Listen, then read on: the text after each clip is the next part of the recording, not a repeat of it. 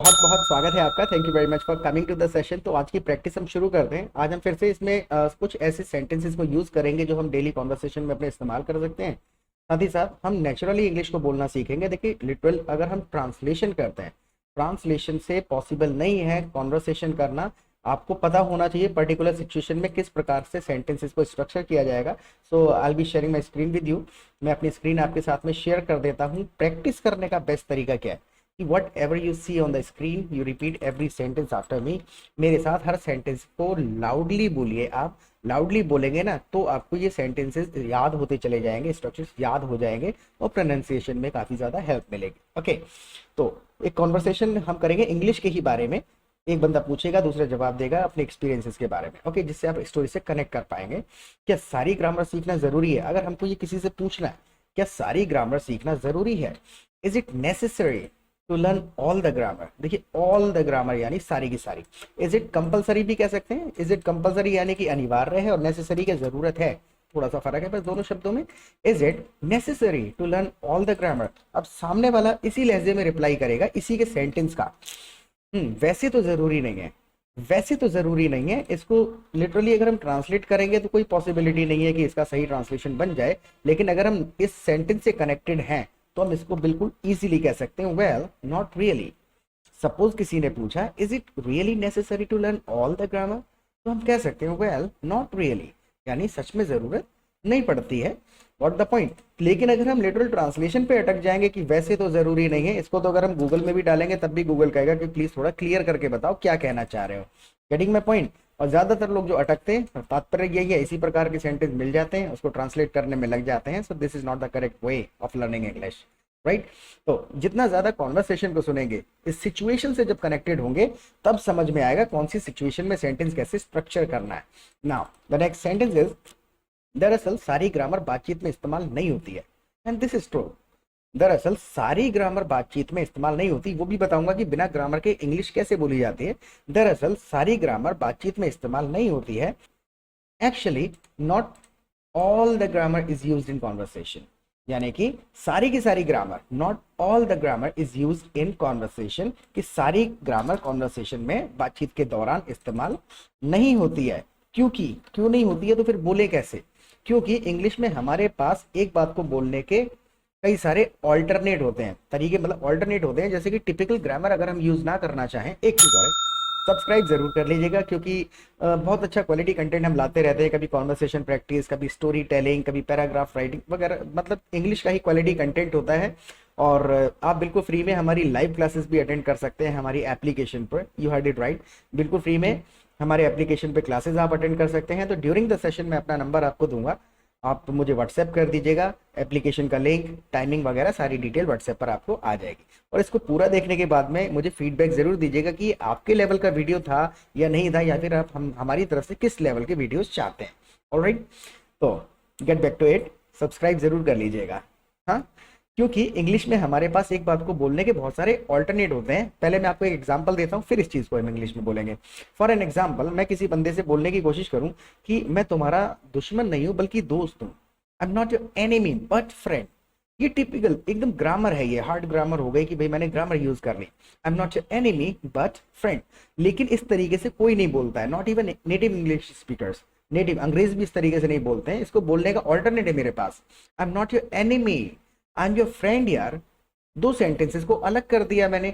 तो अक्सर यही होता है कि कॉन्वर्सेशन में हम सेंटेंसेस को तोड़ तोड़ के अलग कर करके बोलते हैं। However, it is good to know, पता होना चाहिए कि हाँ भाई हमको beside कहाँ यूज करना है, in spite of, despite में क्या फर्क है, पता होना चाहिए। लेकिन उस तरीके से बोलने के पीछे नहीं पड़ना चाहिए कि मैं in spite of यूज करके ही बोलूं। What the point? अब आते हैं इस पर, क्योंकि इंग्लिश में हमारे पास बात को बोलने के बहुत सारे तरीके होते हैं। बिकॉज इन इंग्लिश, ठीक है, और भी कई तरीके से स्ट्रक्चर किया जा सकता है सेंटेंस को। मैंने इस तरीके से किया है, because in English we have many alternates to express a situation. Because in English we have many alternates to express a situation, यानी कि एक सिचुएशन को एक्सप्रेस करने के लिए we have many alternates all the time. हमारे पास हमेशा ऑल्टरनेट्स होते हैं। Now the next sentence is, आप इतनी तेज इंग्लिश कैसे बोल लेते हो? हिंदी यहाँ पर थोड़ा सा गड़बड़ हो गया है लिखने में।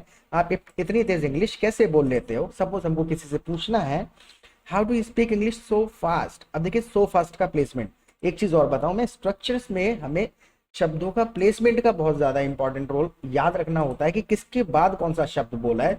इसलिए मैं कहता हूँ रिपीट करने के लिए, कि सुनते समय लग सकता है कि यार मेरे को समझ आ गया, क्योंकि फास्ट भी पता है, स्पीक भी पता है, हाउ डू यू पता है, लेकिन जब बोलने की बारी आएगी तो ये प्लेसमेंट नहीं हो पाता, आगे पीछे शब्द हो जाते हैं, तो फिर सेंटेंस या तो गलत हो जाएगा या फिर बनेगा ही नहीं। So how do speak English so fast, English में इस तरीके से बोला जाता है। अगर मैं इसको इस तरीके से बोल दूं, how do speak so fast English, तो वो एक्चुअल में गलत हो जाएगा, लेकिन फिर भी काम चल जाता है। नाउ तो फ्लुएंट नहीं कहलाएगी, काम चलाओ इंग्लिश कहलाएगी, फ्लुएंट नहीं कहलाएगी। What the point. Now the next sentence, ये सब प्रैक्टिस के ऊपर है। सपोज किसी ने पूछा कि how do speak English so fast, आपको रिप्लाई करना है सब प्रैक्टिस के ऊपर है। It's all about practice, it's all about practice, यानी कि बोला जाता है ऑल अबाउट, मतलब कि उसके अंदर सब कुछ आ गया। It's all about practice. Now the next sentence, आपने कॉल सेंटर में कितना समय काम किया।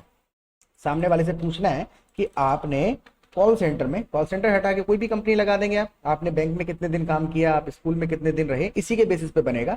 आपने कॉल सेंटर में कितना समय काम किया, how long did you work in call centre, बिल्कुल basic, how long did you work in call centre. यहाँ पर फॉर की जैसे यूज, यहाँ पर इस तरीके से भी इसको बोला जाता है, for how long did you work in call center, but it is not compulsory to use word for, for को यूज करना कंपल्सरी नहीं है। इसी तरीके से आप बोल सकते हैं this sentence is complete and grammatically correct, how long did you work in a call center. Now the next sentence, वैसे तो मैंने कई कंपनियों में काम किया है। सपोज इसी का तरीके का क्वेश्चन आ गया, अब रिप्लाई कैसे कर रहे हैं, वैसे तो मैंने कई कंपनियों में काम किया है। वेल, वैसे तो मतलब हमने वेल यूज कर लिया यहाँ पर। Well I have work in many companies, right, I have work in many companies, यानी बहुत कंपनियों में काम कर चुका हूं। नाउ द नेक्स्ट सेंटेंस, लेकिन अगर समय की बात करें, सामने वाले ने पूछा ना how long did you work in a call centre, यानी अगर ड्यूरेशन की बात करें, समय की बात करें, if you talk about duration, तो लगभग 5 साल किया होगा। If you talk about duration, लगभग 5 साल किया होगा। अब यहाँ पर इस प्रकार के जो सेंटेंसेस आ जाते हैं, इनका ट्रांसलेशन नहीं होता है। 30% सेंटेंसेस हैं जिनको ट्रांसलेट किया जा सकता है, दोनों को अब साथ में बोल के देखेंगे। लगभग 5 साल किया होगा, it seems around 5 years। If you talk about duration, it seems around 5 years, लगता है 5 साल हो गए होंगे। इट सीम्स, महसूस हो रहा है, लग रहा है, लगभग 5 साल। ऑलराइट, तो अगर किसी ने पूछा how long did you work in a call centre, if you talk about duration, it seems around 5 years, लगभग 5 साल लगता है हो गए होंगे, अंदाजा लगा रहा है वो। It seems around 5 years, around मतलब लगभग, it seems around 5 years। What the point. Now the next sentence, call centre में नौकरी करने के लिए कितनी इंग्लिश आनी चाहिए। कॉल सेंटर में नौकरी करने के लिए कितनी इंग्लिश आनी चाहिए, how much, how much English is required. Required की जगह पर आप नीडेड भी बोल सकते हैं, लेकिन यहाँ पर how much English is required या needed to get a job in a call centre. How much English is required to get a job in a call centre. Call centre में नौकरी पाने के लिए, करने के लिए कितनी इंग्लिश आनी चाहिए। इसका अगर रिप्लाई आपको देना पड़े कि आपको सच में इंग्लिश आनी ही चाहिए। अब देखिए हिंदी के सेंटेंस के पीछे भावना क्या है कि आपको सच में इंग्लिश आनी ही चाहिए, मतलब आपको इंग्लिश में अच्छा होना चाहिए, सच में आनी चाहिए, काम चलाओ नहीं होनी चाहिए। Getting my point. तो फीलिंग होती है हर शब्द के पीछे, सेंटेंस के पीछे, उस फीलिंग को हमें एक्सप्रेस करना आना चाहिए। लेकिन अगर मैं ये ही आनी ही चाहिए इस प्रकार के सेंटेंस को इंग्लिश में ट्रांसलेट करने बैठूंगा इन शब्दों को, तो बात नहीं बनेगी। मुझे ये समझना है कि एम्फेसाइज किस पे कर रहा हूं मैं, सच में आनी ही चाहिए, अच्छा होना चाहिए आपको। You actually need to be good at English. Quality की बात कर रहे हैं, यू एक्चुअली, आपको सच में होना चाहिए to good at English. You actually need to be good at English. Quality की जब बात करते हैं तो गुड एट लगा लेते हैं। जैसे कि मैं खाना अच्छा बना लेता हूं तो I am good at cooking, my mother is good at cooking. यहाँ कह रहे हैं इंग्लिश में आपको अच्छा होना चाहिए, क्वालिटी होनी चाहिए आपके अंदर इंग्लिश की। You actually need to be good at English, आपको इंग्लिश अच्छी आनी चाहिए या इंग्लिश में अच्छा होना चाहिए। You actually need to be good at English, then only you can get a job in a call center. क्योंकि क्यों आनी चाहिए इंग्लिश, क्योंकि इस नौकरी में बस बातचीत का ही काम होता है।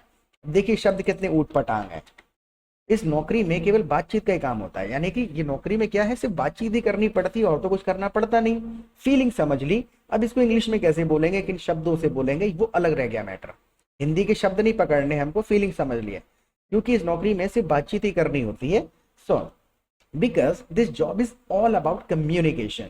This job is all about का इस्तेमाल कर दिया हमने। This job is all about, about मतलब बारे में होता है, लेकिन अगर हम वर्ड का मीनिंग पकड़ेंगे तो बात नहीं बनेगी। वर्ड का कोई मीनिंग नहीं होता है इंग्लिश में, किसी भी वर्ड का कोई मीनिंग नहीं है। हर वर्ड कम से कम 50 जगह इस्तेमाल होता है और 50 जगह पे उसका मीनिंग अलग होता है, राइट। वर्ड का यूसेज होता है, मीनिंग नहीं होता है। So this job is all about communication, that's why you need to be good at English. इसलिए आपको अच्छी इंग्लिश आनी चाहिए। Now the next sentence is, call center के बारे में थोड़ा और बताओ। किसी भी चीज के बारे में थोड़ा और पूछना है हमको, थोड़ा और दे दो, थोड़ा और बताओ। तो टेल मी लिटिल मोर मतलब थोड़ा और। Tell me little more about call centers, call center के बारे में और बताओ। Tell me little more about call centers. Now अभी टाइम खत्म हो रहा है, अभी सच में टाइम खत्म हो रहा है क्योंकि वीडियो काफी लंबा हो जाएगा। अभी टाइम खत्म हो रहा है, the time is running out now. Time is running out यानी running, time is running out अपने आप में ही बना हुआ फ्रेज है। जब भी टाइम कम बचा हुआ है और आपको कहना है कि अभी टाइम कम है, टाइम खत्म हो रहा है, the time is running out now. अगले सेशन में बताऊंगा, डेफिनेटली अगले सेशन में बताऊंगा। The time is running out now, I tell you in next session. The time is running out now, I tell you in next session. What the point. तो ये session आपको कैसा लगा, इसके बारे में फीडबैक जरूर दीजिएगा कि आपके लेवल का था या नहीं था। और दूसरा चीज, व्हाट्सएप नंबर मैंने दे दिया है, लाइव क्लासेस में आइए, वहां पे जाकर आकर के जब कम्युनिटी में आप बात करेंगे ना, को लर्नर्स के साथ प्रैक्टिस करेंगे, टीचर से थोड़ा सा कम्युनिकेट करेंगे, तो सिचुएशन में जब आप अंग्रेजी सुनेंगे तो पता चलेगा कौन सी सिचुएशन में कौन से वर्ड का क्या मीनिंग है, और एग्जैक्ट फीलिंग को भेजने के लिए, एग्जैक्ट फीलिंग को बताने के लिए किस तरीके से सेंटेंस स्टार्ट करेंगे। What the point. तो प्रैक्टिस करते रहना है। कल दोबारा मिलेंगे एक नए सेशन के साथ। Till then bye bye.